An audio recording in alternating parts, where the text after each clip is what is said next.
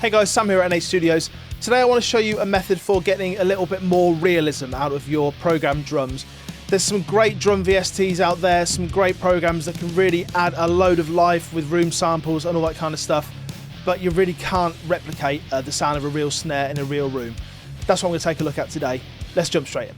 So first off, let's take a listen to these drums as they stand. I've got them going through Stephen Slate drums. So it's SSD 4, I think this is. It's not the newest one, 3, 4, whatever that is.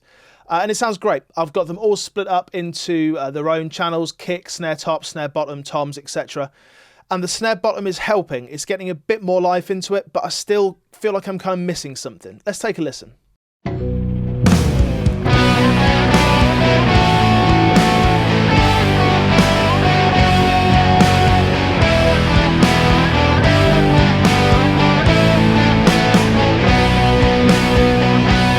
So we're getting a decent amount of punch from that snare top mic. The snare bottom mic, it's adding some realism, but I kind of feel like it's a little bit limited. It sounds fine, but it's still a little bit sterile. So what I'm doing here is I'm going to reamp my snare drum. I've taken my signal through a patch bay and I've taken a cable from the output essentially of my interface. I've got an Audient ID44 and then it's going into a guitar amp. Now that guitar amp is set up facing upwards, it's just sat on a drum stand, and then I've put the snare drum on top of it.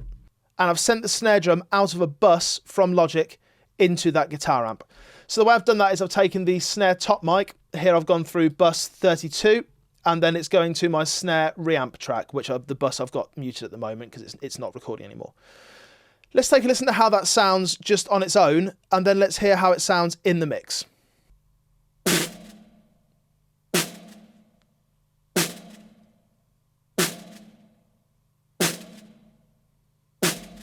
Sounds kind of limited, sounds a bit rattly, it sounds a bit naff.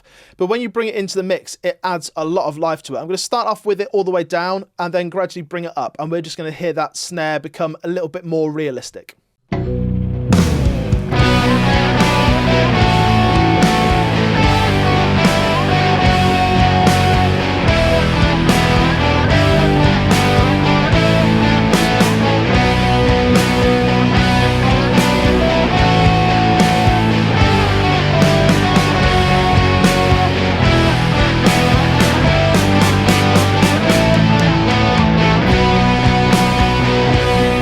I think this is a really great technique for adding a bit of a human element to your recording. Programmed drums by kind of default, they're always going to sound a little bit sterile. You can humanize them, you can change the velocities of them all you want, but there's always going to be that little extra something that's kind of missing. And I think this is really, really effective. You can do this on most interfaces that you can have an output of. You don't necessarily have to have an interface with loads and ins and outs, as long as you've got a spare output. You could even unplug your speakers and just work on headphones for this. Map it back through your interface so that it's coming out to a real world output.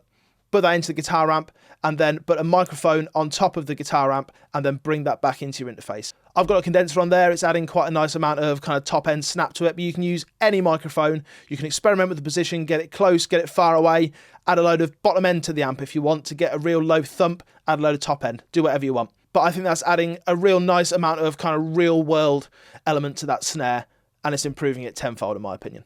Just a quick one for you there. Hopefully you've enjoyed that. Hopefully you can use this in your recordings.